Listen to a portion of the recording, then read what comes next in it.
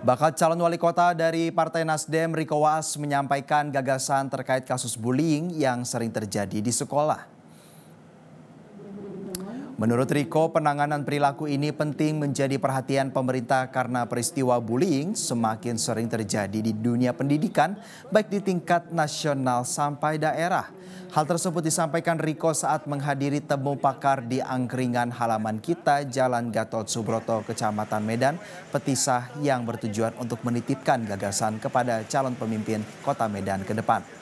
Riko menegaskan pemerintah ke depan harus benar-benar memperhatikan sistem yang ada di sekolah dan ikut bekerja sama dengan tenaga pengajar serta orang tua murid untuk menguatkan fungsi kontrol terhadap perilaku peserta didik.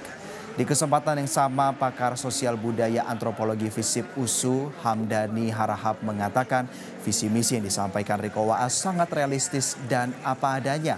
Menurut Hamdani, Riko memiliki kelebihan yang mungkin tidak dimiliki oleh kandidat yang lain. Dia mau mendengar dan mau mengajak partisipasi masyarakat. Jelajahi cara baru mendapatkan informasi. Download Metro TV Extend sekarang.